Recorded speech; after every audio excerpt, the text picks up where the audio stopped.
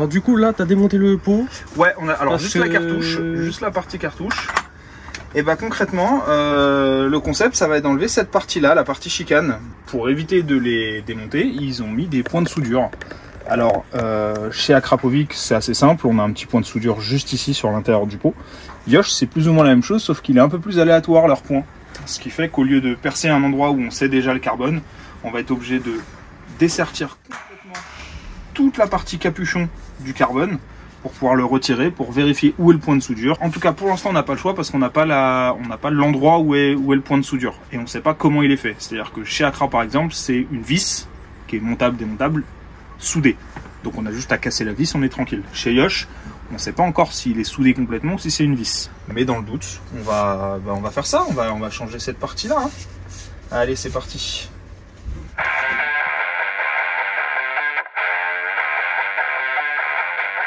Comment je vois ça en usinage CNC, tout ça.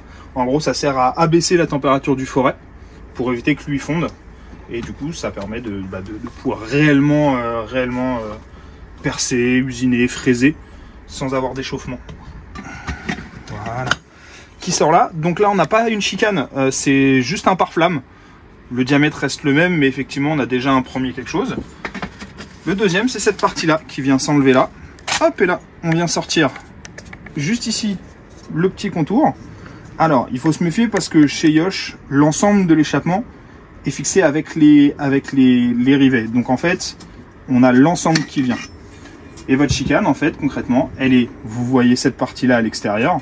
L'intérieur, elle est composée comme ceci. Donc pareil, un petit pare-flamme. Et on voit bien qu'ici, le diamètre, il descend. Pour l'enlever, c'est tout simple. Juste une petite vis ici. Alors, l'avantage et l'inconvénient, c'est qu'effectivement, maintenant qu'on sait où c'est, on va pouvoir reprendre notre partie ici et percer le petit trou là pour pouvoir l'enlever et la remettre en permanence. Okay. Si on veut éviter d'atteindre trop à l'intégrité du carbone, parce que malgré tout le carbone ça reste en dessous, on le voit bien ici, ça reste du tissage et du composite. Si on veut éviter de trop pourrir l'intégrité du carbone, on n'en fait qu'un seul et on vient mettre un petit bouchon. Hop, et ben c'est parti.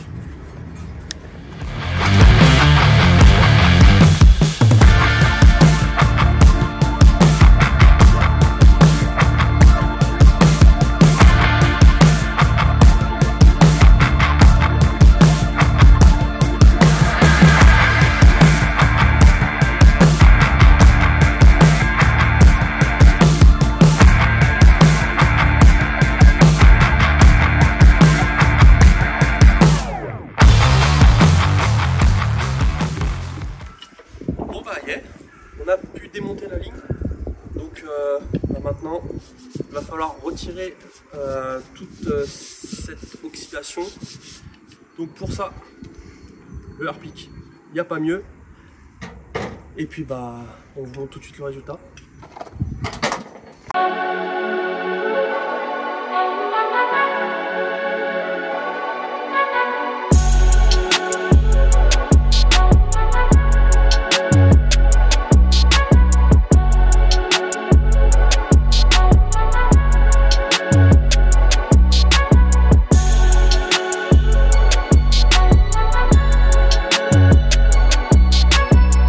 Effectivement, je confirme, protégez-vous, mettez des gants, mettez un masque, parce que là bon ça va, on est à l'extérieur, mais c'est vrai que ça pue, c'est très violent. Tu vas voir en direct, regarde, filme l'effet ici, tu vas voir. Encore un peu fort, regardez comment ça revient bien. Juste ça et un petit coup de chiffon, et regardez comment ça revient.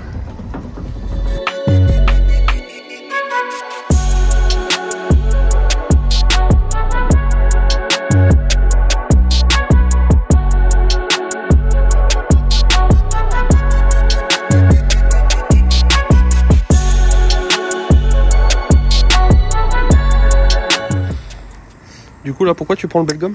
Eh ben écoute, on va lui mettre une petite finition. Alors sur le principe c'est très joli et ça va très bien, et en vrai on pourrait laisser comme ça, mais vu que j'ai quand même été obligé de lui frotter un petit peu avec un peu de paille de fer, avec une petite brosse, moi je préfère quand même y mettre toujours à la fin un petit coup de Belgum, ça fait beaucoup plus joli, ça fait beaucoup plus propre. au moins le souci du détail. Et puis ça va retirer la petite côté blancheur qu'on pouvait avoir sur le produit.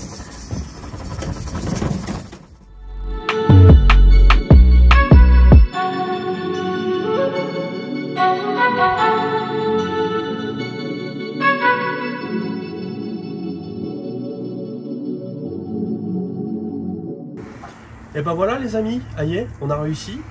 Grâce à Alex et à sa technique du harpic, on a une ligne récurée à 9.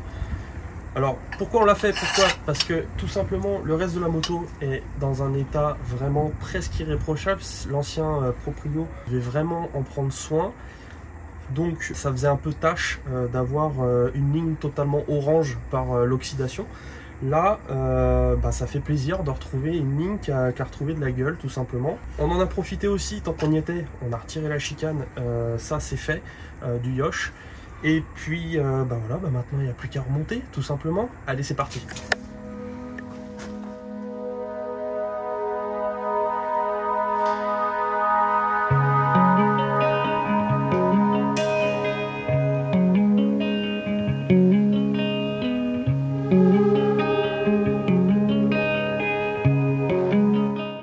Voilà les amis, c'est terminé, on a fini la ligne, on a retiré la chicane. Pour nous ça s'arrête ici pour aujourd'hui. Alors on va pas vous teaser le reste des préparations qui seront faites sur cette moto, parce qu'au final on s'est rendu compte que cette moto était vraiment intéressante, et du coup on va prendre le temps de développer un peu le sujet. Donc les amis, merci de nous avoir regardés.